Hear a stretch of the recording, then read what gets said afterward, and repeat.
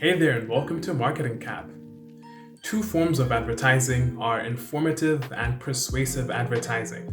But before we delve into the differences between these two forms of advertising, it's important to understand what advertising is. So, a definition of advertising is it's any paid form of non-personal communication. And the two main components to this definition, one, it's paid, and two, it's non-personal. So by paid, essentially that means that a company pays another company to spread a message. So for example, if Coca-Cola pays a billboard company to display a billboard in the middle of a city, that is advertising because it is paid for. You pay another company to spread a message. Another example would be, say, Samsung pays a newspaper to display an advert within the newspaper.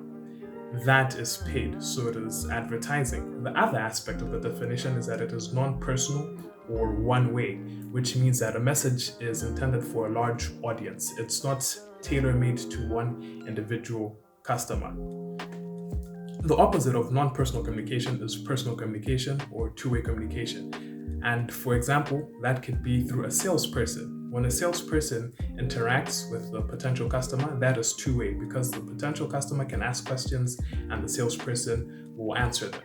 While with advertising, the message is for a large audience, there's no interaction. You cannot interact with the billboard, you cannot interact with the newspaper, or at least you can't speak back to it and expect an answer. So just to recap, advertising is a paid form of non-personal communication.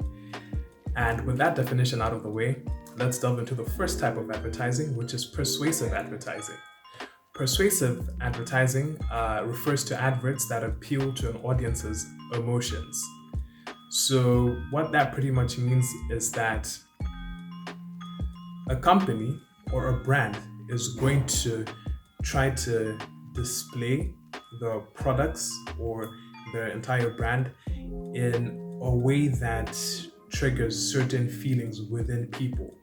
So an example of this would be in the food and beverage industry, whereby they try to show food in such a way that it's tasty, it's fun.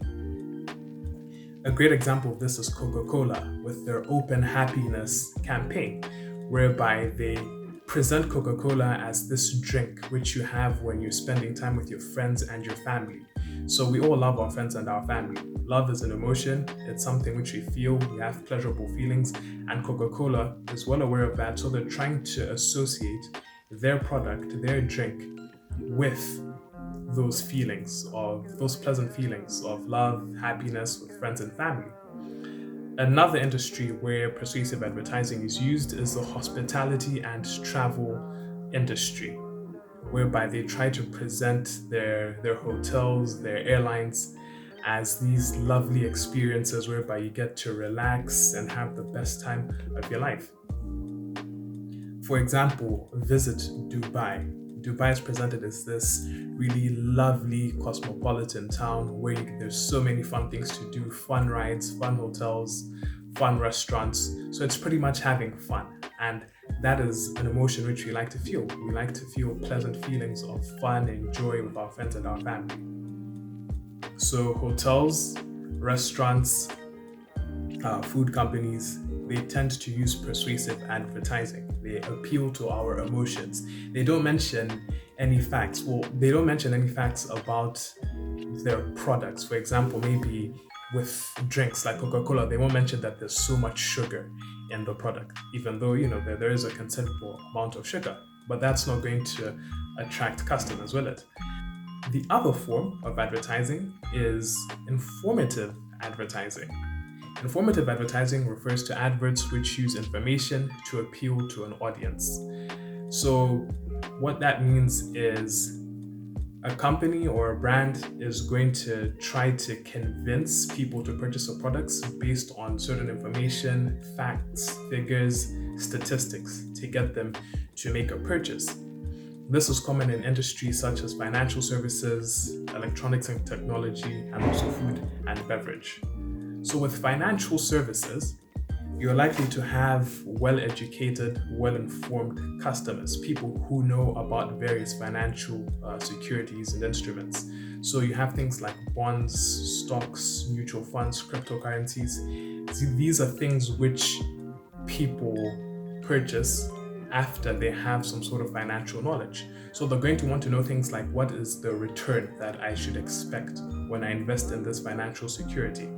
They're going to want to know things like the profitability of a company. If a customer is relying on fundamental analysis to purchase like stocks, they're going to want to know the profitability of a company over the past several years and the potential prospects. They're going to want to know things like the ratios, like the return on assets, return on equity, to know how much money they would get when they invest in this financial program. Another industry is the technology industry. When companies advertising the phones and the laptops, they're going to mention things like the screen size, things like the camera, the number of megapixels, things like the security features. Is it fingerprint enabled? Is there like facial recognition, pins, passwords, patterns? Other things they might mention are like the processing chips, things like the graphics card, the memory, the RAM. Those are the things which people look for when they purchase technology gadgets like a phone, a laptop. Another industry is the food and beverage industry, which, especially when they're catering to health-conscious people, right? Like say people who care about fitness, people with medical conditions, they're going to advertise by presenting information about maybe things like the sugar content, the number of calories, whether it's gluten-free, whether it contains certain allergens, things which people are allergic to. That way, customers who rely on this information can make an informed decision. The whole point of informative advertising is to cater to potential customers, so existing customers who rely on information to make a decision. These are people who are well aware of the things that they're buying and they want a very specific type of product. Hence, they need specific information for them to make a purchase.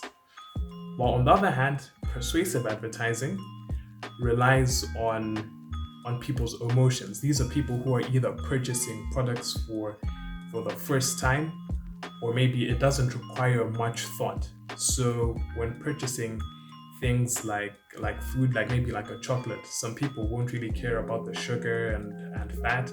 As long as it tastes good, hey, that's good enough for them.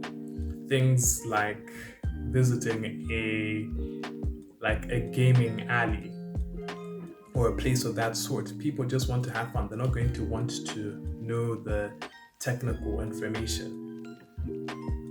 And to add to the differences between these two types of advertising, first of all, it's important to use both of these forms of advertising so that you cater to different types of customers.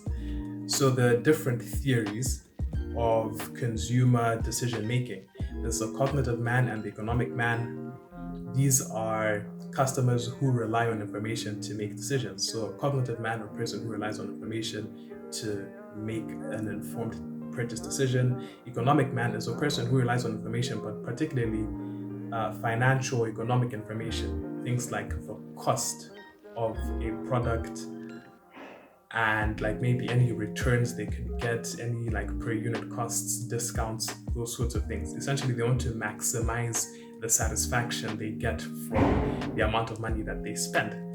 And the other two theories of customers are the passive man and the emotional man. These are customers who rely on their emotions to make a decision. So a passive man is a person who has no information or no knowledge on a particular product.